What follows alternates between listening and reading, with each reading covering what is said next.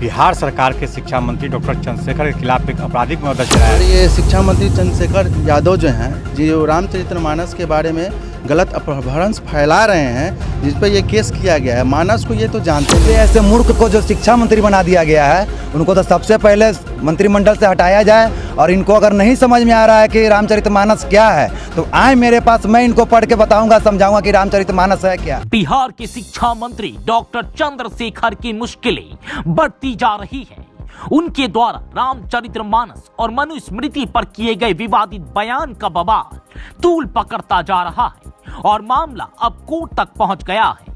मुजफ्फरपुर में एक तरफ जहां भाजपा लगातार नीतीश सरकार पर शिक्षा मंत्री के इस्तीफे को लेकर दबाव बना रही है, वहीं दूसरी तरफ शुक्रवार को मुजफ्फरपुर के एमपी एमएलए विशेष न्यायालय में शिक्षा मंत्री के खिलाफ 3 परिवाद दायर हुआ है।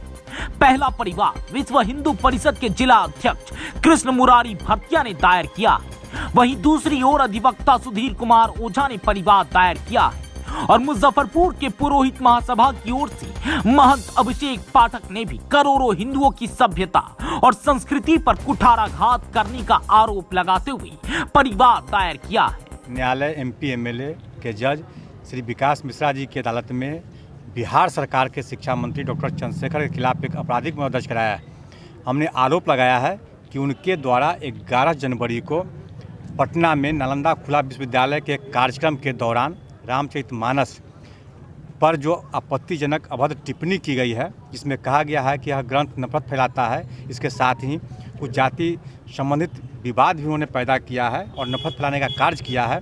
इसी को लेकर के हमने यह मुकदमा दर्ज कराया है। इसमें आईपीसी की धारा 153, 295, 296 के साथ साथ 504, 505, 506 के तहत दर्ज मुकदमे में हमने कहा है कि जानबूझ करके साजिश के तहत करोड़ों हिंदुस्तान के हिंदुओं की भावना को ठेस पहुंचाने, नफरत फैलाने के उद्देश्य से इस तरह का इनका बयान आया है। माननीय न्यायालय ने स्वीकार करते हुए 25 जनवरी की तिथि सुनवाई हेतु मुकर्रर की है। 53A 153B 295, 298, 505 हमारे ये शिक्षा मंत्री चंद्रशेखर यादव जो हैं जो रामचरितमानस के बारे में गलत अपभ्रंश फैला रहे हैं, जिस पर ये केस किया गया है। मानस को ये तो जानते नहीं हैं कि मानस है क्या चीज़।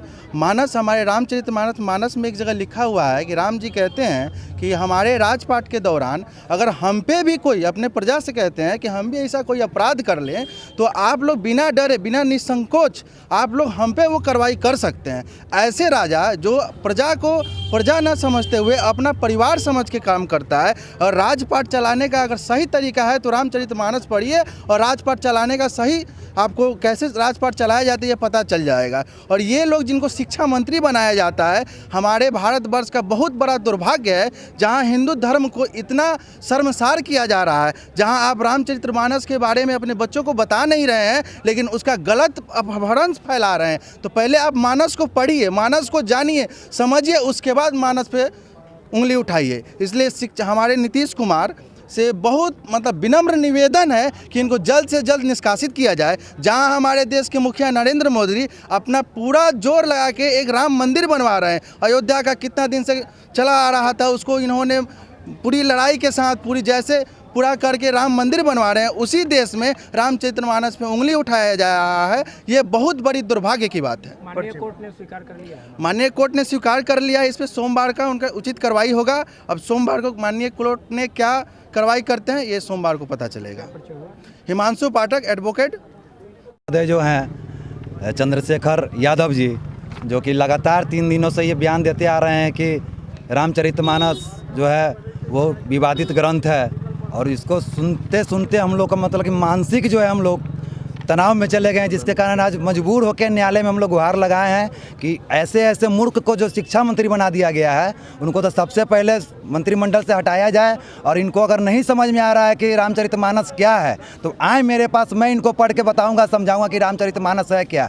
आज के डेट में करोड़ों हिंदुओं के आस्था पर ये ठेस पहुँचा रहे हैं, जिसका परिणाम इनको भुगतना पड़ेगा। और माननीय न्यायालय से गुहार भी हम लोग लगाए हैं, इसका इंसाफ हम लोग को मिलेगा। ये न्यायालय पर हम लोग को पूरा उम्मीद है। क्या उम्मीद जताएं न्यायालय से उम्मीद जताएं कि इनको सबसे पहले अरेस्ट किया जाए और मंत्रिमंडल पद से तो हटा ही दिया जाए। और इनके जो मुखिया हैं माननीय नीतीश कुमार जी, उनको भी इस्तीफा देना है और पूरे भारतवासी से इनको माफ़ी मांगना है कि मजबूरी हम इनको रखे हुए हैं, ये पलटू वाला काम कर रहे हैं, ये सब काम नहीं चलेगा भारत में, तो ये सब बिल्कुल भी वक्तव्य इनका नहीं चलेगा।